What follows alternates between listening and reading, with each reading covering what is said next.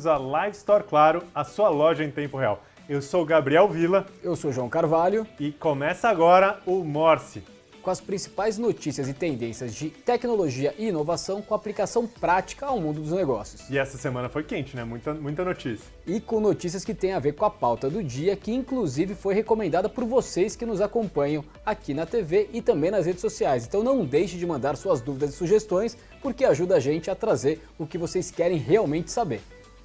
Por exemplo, o que brotou aí de sugestão? O que nos pediram, primeiro, como é que vocês participam, né? A gente tem os canais aqui nas redes sociais, a gente tem priorizado o Instagram para receber as mensagens de vocês, inclusive está agora funcionando para quem acompanha em tempo real. Às terças-feiras, à 13h, você pode mandar e a sua pergunta já entra aqui com a gente. Como é que faz para participar? Você vai lá no Instagram e adiciona ou eu, joão.morse.digital, ou Gabriel, no gabriel.morse.digital. Você vai lá e manda a pergunta, a gente já recebe aqui e traz para a programação. Se não tiver encaixado na pauta de hoje, isso vai ser utilizado para a gente ajudar a pautar os próximos programas, né?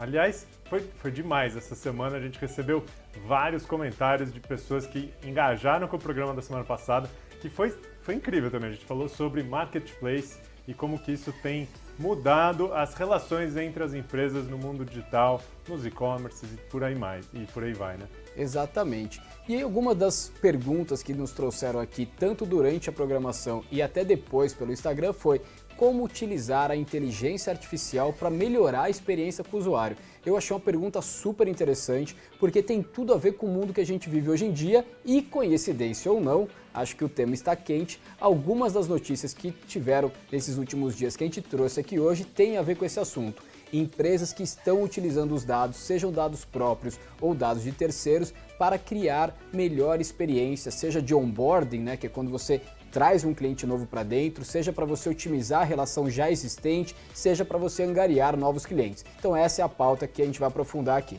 Boa. Inteligência artificial e os algoritmos, né? Era uma coisa relacionada a isso. E muita gente tem medo dessa história de inteligência artificial, como se isso tivesse impactando negativamente a vida das pessoas, né? E o próprio algoritmo e o que eles relacionam com a gente. A gente já falou um pouco aqui sobre como as próprias redes sociais, elas escolhem qual que é a história que você provavelmente vai ter mais interesse em ler e esse algoritmo leva a você a escolher determinadas coisas, né? Então, tem um pouco disso também.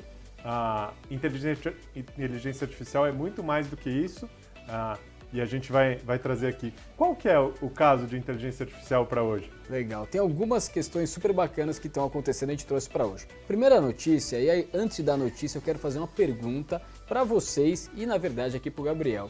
Você investiria o seu dinheiro em mim ou neste programa? Essa é uma pergunta que eu quero fazer para vocês, mas eu quero fazer para você, Gabriel. Você investiria o seu dinheiro, a sua poupança aqui no Morse News? A minha poupança não é muito grande, né? Mas vamos fazer ela crescer. Você não acha que investir a sua poupança aqui no Morse News é o melhor negócio? Você sabe, é interessante isso, como que a gente se relaciona com o dinheiro, né? E como que a gente tem aversão ao risco. Quais os lugares onde a gente tem mais predisposição para os investimentos. E é uma pergunta que é muito pessoal, né? Cada um tem uma relação diferente. Tem gente que gosta de colocar o dinheiro em algo que não tem risco nenhum e que tem certeza de que vai conseguir tirar esse dinheiro depois.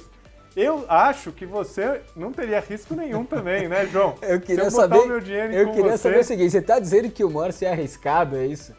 Brincadeiras à parte, o que acontece? Tem uma startup que surgiu agora chamada DiviHub, que a proposta de valor dela é trazer para o mundo digital, para o mundo dos geradores de conteúdo, dos influenciadores e até dos projetos digitais, a capacidade das pessoas que acompanham o projeto investirem nisso.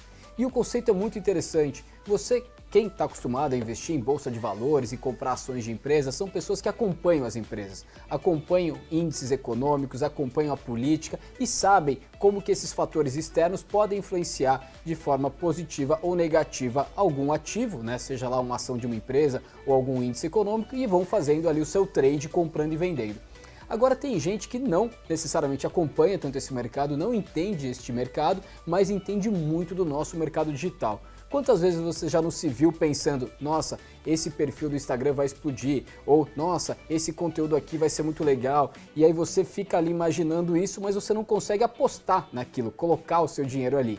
E a DiviHub vem com essa proposta de valor, permitir que pessoas invistam o seu dinheiro dentro de projetos, como se fosse uma bolsa de valores de projetos digitais. Pô, interessante. Então, quer dizer, o João como projeto aí para a DiviHub, você investe no João e parte da receita que o João tiver com esse público, devolve para o investidor via DiviHub. É isso que você está querendo dizer? Exatamente, é um conceito super bem amarrado, inclusive dentro da CVM, que é a Comissão de Valores Imobiliários, ou seja, isso vira mesmo como se você estivesse comprando uma ação, só que você está comprando uma fração de um projeto.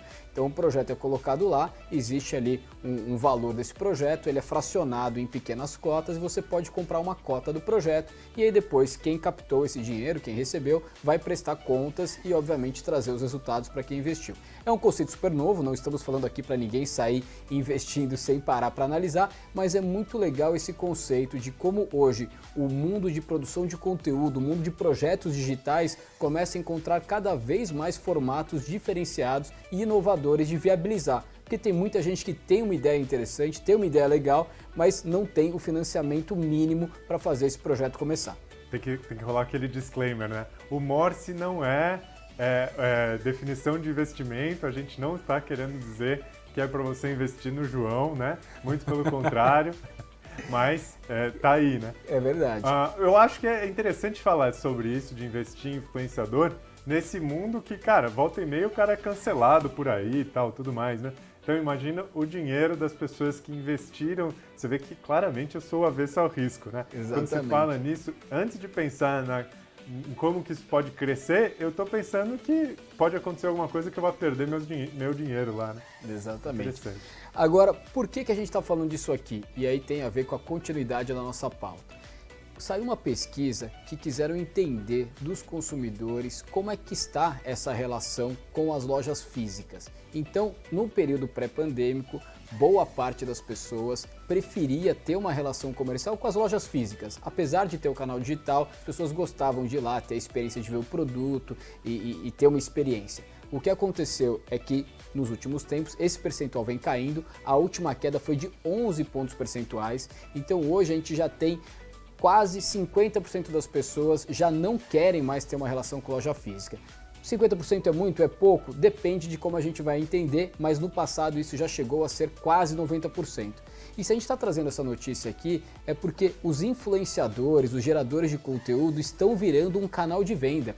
Muito mais do que uma ação de branding ou uma ação de publicidade, existem hoje perfis em redes sociais que se tornam canais de venda mais efetivos do que lojas físicas e muitas vezes mais efetivos do que o próprio site que a empresa ou a marca tem para comercializar. Então é nessa análise que a gente está trazendo agora sobre as mudanças desse mundo digital que fica aqui a dica para você poder ou não começar um projeto e você poder ou não investir num projeto de alguém que você acompanha e que você acha que tem potencial. Ô João, você sabe que quando você falou isso, eu penso muito na nossa relação com o varejo, né? Pré essa fase que todo mundo tem ficado muito mais em casa, era comum a gente ir passear por aí, procurar nas lojas as novidades, né? E a gente usava isso como para criar repertório do que estava em alta, né? O que tinha lançado, né? Andando pelo shopping ou qualquer coisa assim. E até mesmo no supermercado, né? Você estava andando pela gôndola e descobria alguma coisa diferente para comprar. Cada vez mais as pessoas estão comprando pela internet, comprando online, comprando e-commerce, comprando em marketplaces. E essa sensação, você diminui essa dependência da loja física. Você não precisa mais estar lá presente para ficar sabendo das novidades, né? O que está aparecendo. Você recebe no seu celular uma notificação com o que está vindo. E essas notificações, às vezes, vêm de influenciadores das próprias marcas, né? Então, acho que isso foi potencializado pelos influenciadores, mas as grandes marcas, os grandes varejistas, têm um apoio muito forte nisso. Porque o que antes a gente jogava todo mundo para a loja física, né? Vai lá procurar as vantagens, visite a gente no shopping, visite a gente na loja, agora é direcionado para o online, né? Direcionado para para essa experiência digital. Então, o mundo está mudando, tem muita coisa que já mudou e tem muita coisa que não vai voltar para o que era antes, né? Essas relações das pessoas com o consumo, com certeza, não tem mais volta. Exatamente. E aí que entra, como pediram aqui para a gente trazer, a inteligência artificial para otimizar um pouquinho esse processo. Então, uma notícia super interessante falando de 2020.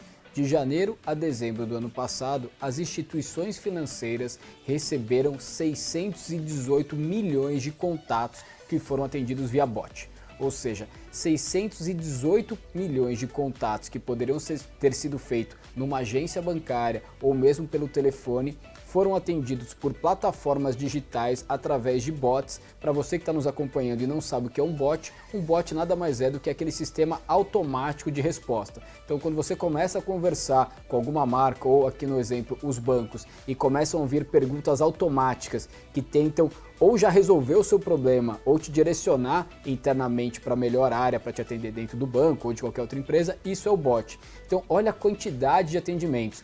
Se a gente entender aqui o tamanho da população, e na verdade nem a população, porque a gente sabe que no Brasil ainda existem muitos que não são bancarizados. Então, se a gente pegar o número de pessoas bancarizadas no Brasil e dividir por esse volume de atendimentos, a gente vai ver que praticamente todos os meses a maior parte das pessoas tiveram atendimentos iniciais através de bots. Isso nada mais é do que a inteligência artificial melhorando a experiência com o usuário. Eu sei que você deve estar se perguntando, às vezes eu fico irritado porque eu quero ter uma resposta rápida e às vezes o bot fica tentando encontrar, os bots aprendem. Então a gente agora teve uma migração muito acelerada e aí os bots vão aprendendo. Quanto mais eles vão tendo interações com nós, clientes e seres humanos, eles vão entendendo qual que é a jornada ideal para conduzir. Então isso vem melhorando bastante, não à toa esse volume só vem crescendo. Você sabe, João, de novo, dando a minha idade, né? Eu sou da época da URA, no telefone, né? Que você discava um para falar com uma coisa, dois para outra coisa e por aí vai. E aí você tinha você discava um e depois o 2 e depois o 3, então quer dizer, você tinha níveis e subníveis da URA, disque 0 para voltar, então tudo aquilo era muito complexo, ainda tem algumas empresas que usam isso, mas o bot, por mais que você não goste dele, você prefira falar com uma pessoa, ele é uma melhoria incrível sobre aquele sistema antigo, né? Você não precisa mais ficar ligando e ficar ouvindo várias vezes o caminho. A tendência que eu vejo acontecer vai chegar uma hora que você vai preferir falar com o bot do que com uma pessoa, porque ele vai ser mais rápido para resolver o seu problema e vai enrolar menos na descrição da resposta, né? Isso vai acontecer, é inevitável, e aí vai ser interessante pensar como que as relações entre humanos e bots vão melhorar, né? No fundo, é o que a gente fala aqui no programa várias vezes sobre esses assistentes virtuais, né?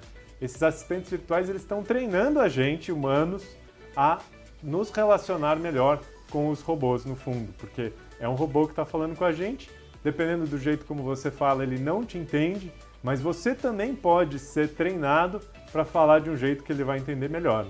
Exatamente, e já tem coisas do nosso dia a dia que a gente prefere falar com o bot. Vamos imaginar as ferramentas de busca. Quantas coisas que no passado você não perguntava para alguém e hoje em dia você prefere ir no Google e perguntar, ou às vezes até com assistente de voz, o caminho, né? Então vamos aqui colocar uma aplicação prática do que o Gabriel falou. Há quanto tempo você não pergunta o caminho para alguém? Eu lembro que quando a gente ia na casa de alguém, às vezes a gente perguntava como é que chega aí, qual é o melhor caminho. A gente demorou para não mais explicar isso. Hoje em dia não faz o menor sentido você dizer onde você mora e você ficar explicando se vem pela rua XYZ. Você simplesmente dá o endereço, a pessoa coloca na navegação que ela vai utilizar, Google Maps, o Waze, e é o algoritmo que vai dar o caminho. Então isso que o Gabriel falou está acontecendo. Talvez esse atendimento que a gente tem corporativo entre marcas e pessoas ainda tenha um pouco para evoluir, mas com certeza vai chegar no momento onde a otimização do nosso tempo vai ser feita através disso. Então, para vocês que perguntaram como a inteligência pode ser utilizada para isso, está aqui hoje sendo a nossa pauta e com outras notícias ainda que vão vir a respeito de como você entender esse ecossistema para melhorar um pouquinho a digitalização da sua empresa. Boa. Parte da pergunta tinha a ver com a construção dos algoritmos, né? E esses algoritmos, de fato, como eles têm que tomar uma decisão de para onde encaminhar você qual que é a melhor solução para você, ele tem algumas prerrogativas que ele assume ali, né, para tomada de decisão. E isso precisa ter gente olhando sempre, né? Tem grandes comitês de ética por trás dessas empresas que constroem algoritmos para evitar que o algoritmo escolha sozinho coisas que não são aceitáveis, que não são legais. Por exemplo, conteúdos que não sejam inclusivos, que sejam segreguem viciados, as né? pessoas, que criem algum vício na resposta, né? Então, isso tem sido visto em todas as empresas e qualquer tipo de conteúdo que passe por algoritmo também tem esse tipo de filtro. Vou dar um exemplo para você. Quando você está lá num serviço de streaming, tipo Netflix da vida, se você escolhe um filme, esse filme que você está assistindo, ele influencia no próximo filme que vai aparecer para você. Por quê? Porque ele assume que quem viu aquele filme vai ter interesse em ver outros filmes daquele tipo. E daquele tipo, ele nem sabe qual que é o tipo. Ele só sabe que quem viu aquele filme também viu outros filmes e agrupou essas pessoas em pessoas que viram determinado tipo de filme. Exatamente. E agora, pegando o gancho do que o Gabriel falou sobre os filmes, uma notícia super interessante que veio essa semana: o Spotify vai fazer uso também dessas informações, mas não apenas para as músicas que você vai ouvir no mundo digital, mas inclusive para os shows. Estamos saindo desse momento pandêmico, em breve, não só no Brasil, mas no mundo inteiro, vão voltar a poder ter os eventos presenciais, inclusive os shows. O que acontece historicamente? Se a gente for entender a indústria, né, da música, as pessoas iam nos shows para descobrir uma banda nova, descobrir uma música e depois comprar os conteúdos digitais. O que acontece é que essa indústria inverteu. Você agora descobre novas bandas e novas músicas por recomendação dos sistemas digitais de música que você utiliza, seja qual forem, e aí depois você vai no show. O que o Spotify vai fazer? Ele vai usar essa informação para ajudar a definir quais bandas, quais músicos devem tocar em quais festivais, em quais regiões. Olha que interessante. Tendo um mapa de onde essas músicas são mais escutadas, são mais ouvidas, isso vai direcionar bandas internacionais em turnê. E uma outra coisa super interessante, vocês que já foram em shows sabem que muitas vezes um show internacional ele tem a abertura, a banda que faz a abertura. Às vezes é uma banda, às vezes entra mais de uma banda, e a escolha dessas bandas é super desafiador. O que dá para fazer hoje em dia? Imagina que vai ter um show aqui no Brasil de uma banda conhecida, o U2 vai vir tocar no Brasil. E aí vai ter show do U2 em regiões específicas aqui do Brasil. São Paulo, Rio de Janeiro, BH, seja lá onde for. Ele vai conseguir entender as pessoas que ouvem U2 em cada uma dessas regiões, quais outras bandas locais de estilo musical parecido as pessoas escutam. E com isso vai conseguir compor qual que vai ser a timeline do show, ou seja, a banda que vai abrir U2 em BH pode ser diferente de São Paulo e pode ser diferente do Rio, baseado no que as pessoas já escutam. Olha que interessante esse uso de dados para não só compor as interações no mundo digital, mas também aqui no mundo real. Ô João, qual foi o último show que você assistiu assim, ao vivo? Eu acho que foi o U2. U2? Nossa, faz tempo então, hein?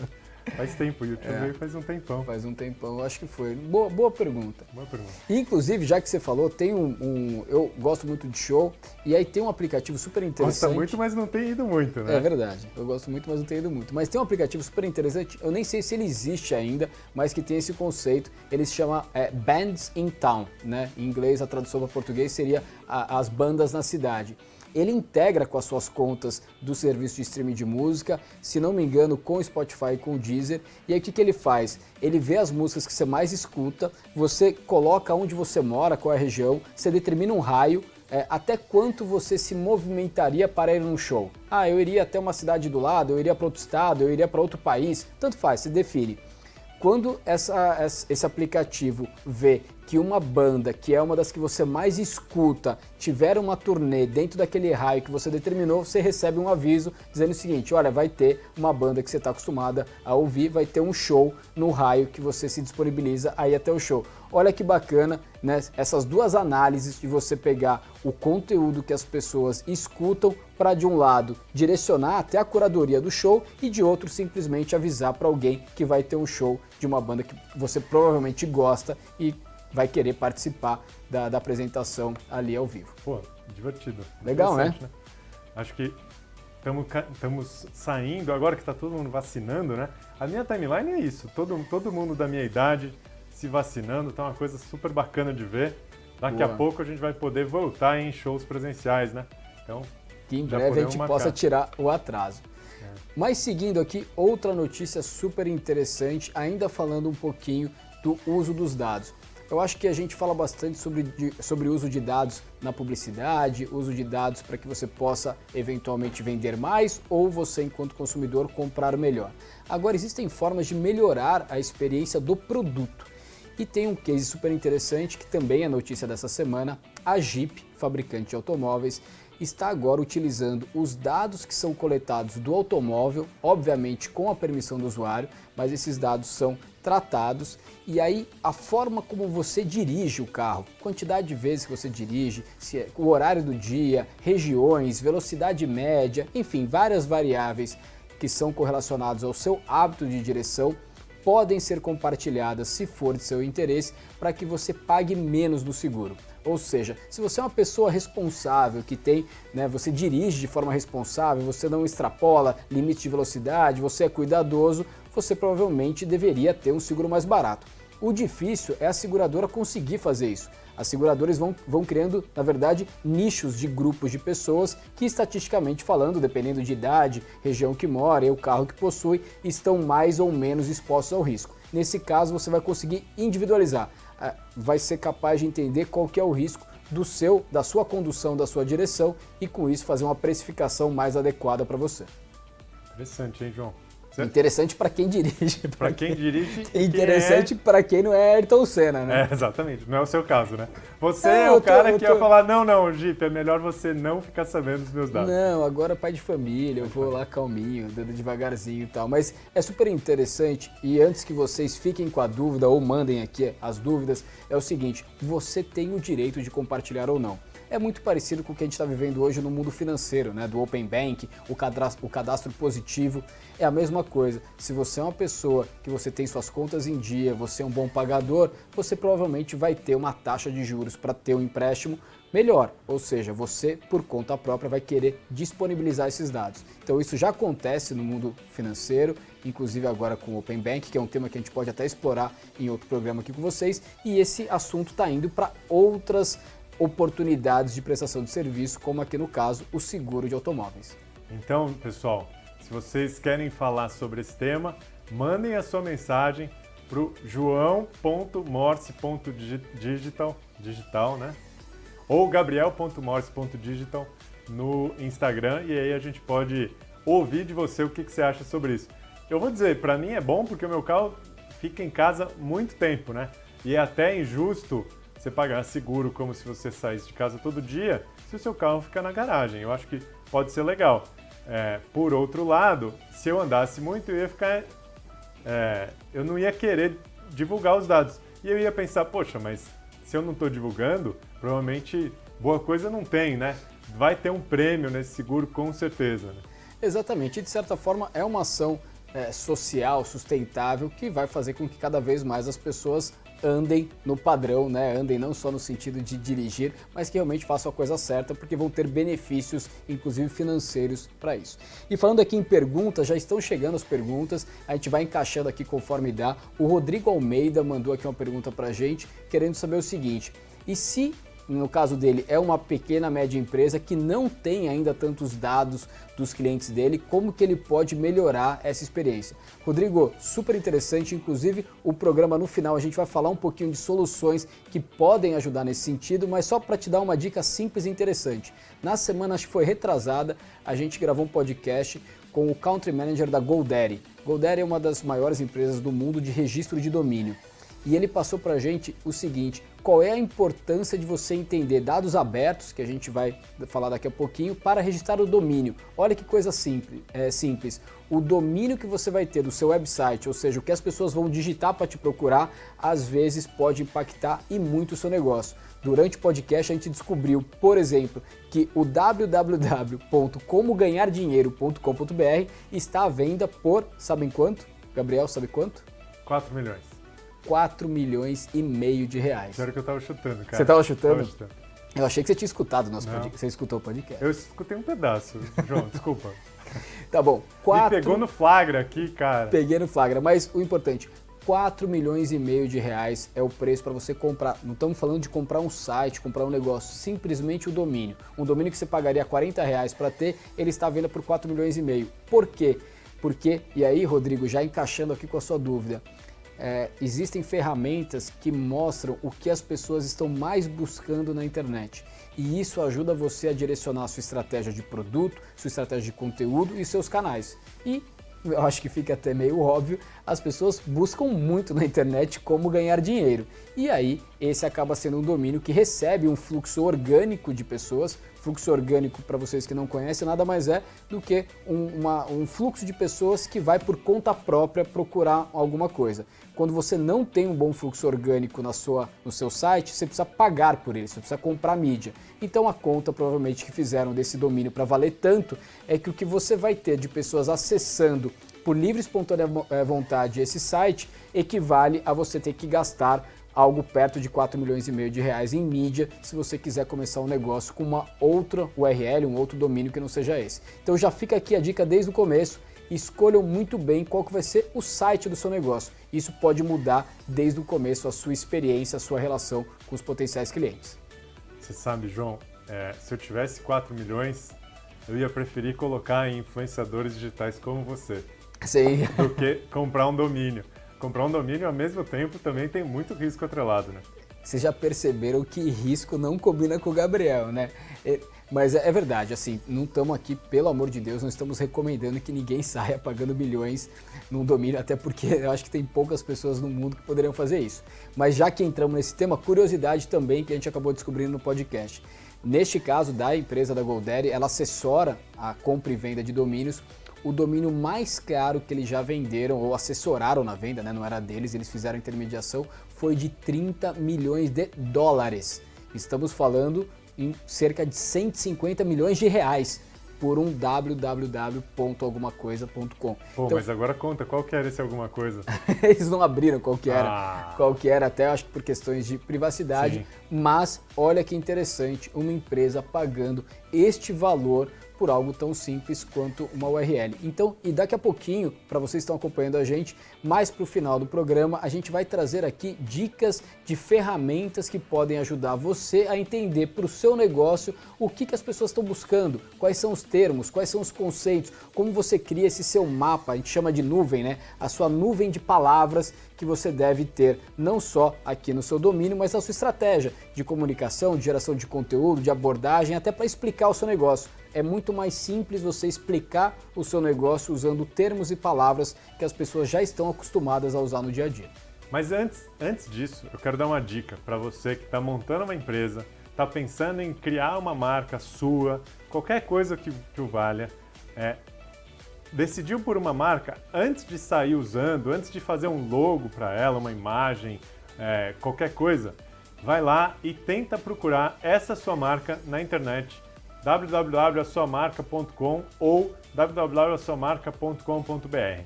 Se esse domínio não tiver em uso, aproveite para comprá-lo logo de cara.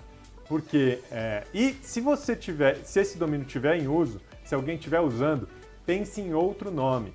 Porque pode ser um tiro no pé você criar uma marca super bacana que na hora de digitalizar ela já está sendo utilizada. Ela é utilizada por uma outra empresa, por alguma outra iniciativa e que vai conflitar com seus interesses e aí você não vai conseguir fazer com que os seus clientes cheguem até você. Isso é um conselho que a gente fala, sei lá, há anos, mas eu já, ampliando um pouco mais, eu já pegaria também o arroba no Instagram, porque são propriedades digitais que vão te fazer falta depois quando o seu negócio estiver crescendo e digitalizando. Faz sentido isso, João? Faz muito sentido, então fica aqui a dica do professor Gabriel para vocês. Nada, imagina. Mas agora, isso, quer abrir uma empresa, quer abrir um negócio, não sabe direito ainda o que é, não tem problema. Descobre como que ele vai chamar e compra o domínio. Compra o domínio e abre o arroba no Instagram, no Twitter ou sei lá, onde você quiser. Perfeito. Quanto mais ele for síncrono, né, quanto mais o mesmo nome permear todos esses canais, mais fácil é da sua marca ser lembrada. Agora sim, chegaram aqui perguntas, então vamos lá. Isabela, Natan, Maiara, Patrícia, todos perguntando já o que é o mais importante.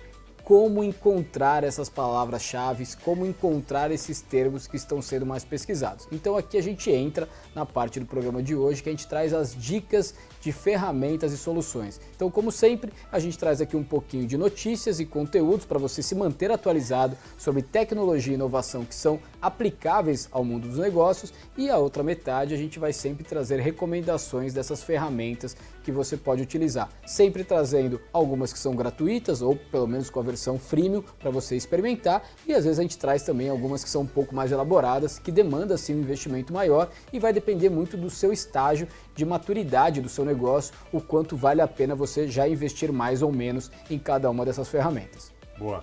E qual que é essa ferramenta? Vamos lá. Para começar, o que é o mais interessante aqui? Quando você quiser abordar um assunto, como abordar? Como você explicar o que você faz? E aí existem sites que têm essas nuvens.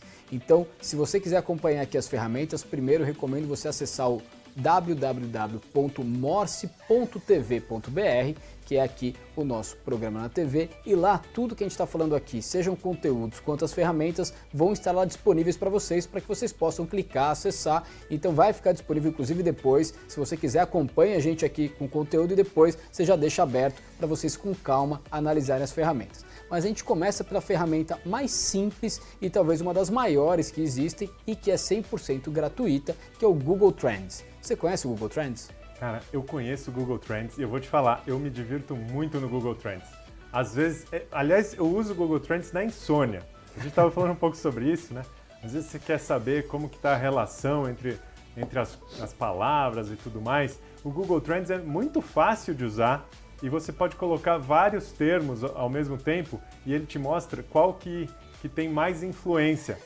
E essa influência é medida num negócio muito simples que é quanto que as pessoas estão procurando no Google por aquele termo.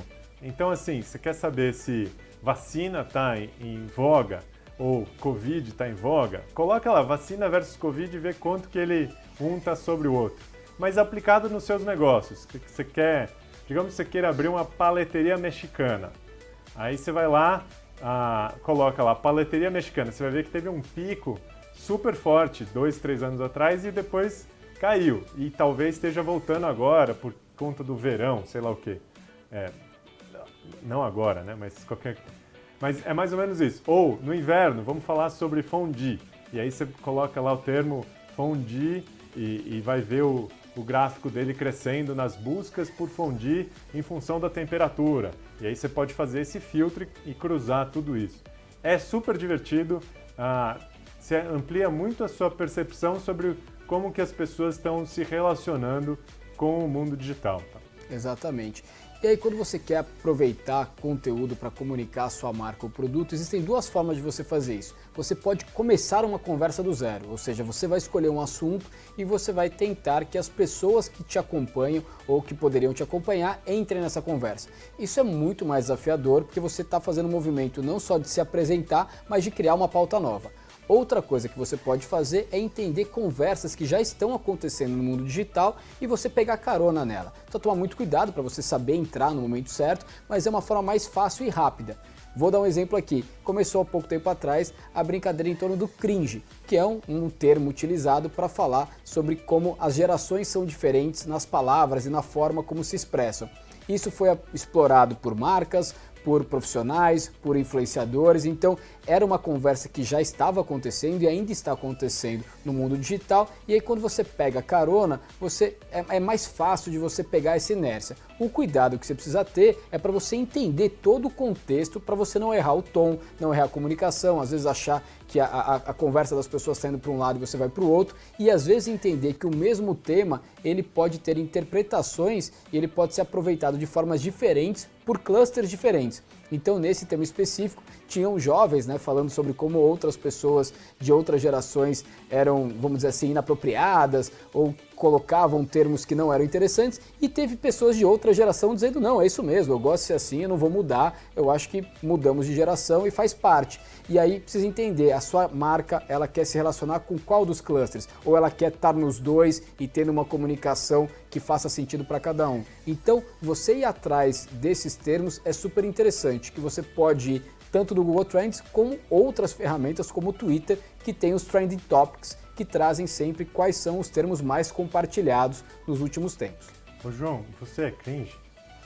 Então, eu acabei descobrindo que dava pra assumir que ou dava pra tentar dizer que não era, mas falar de café é cringe, então eu tomo café todo dia. E então... boleto? Você fala de boleto?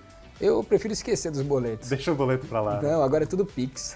Você sabe que eu tenho uma pergunta aqui do Fábio Martinelli, que é um dos nossos ouvintes aqui que tá vendo a gente, e que ele deve ser cringe, e ele quer saber um pouco mais sobre o Google Trends e como que ele pode acessar, se tem custo, como é que funciona, se tem alguma limitação no Google Trends.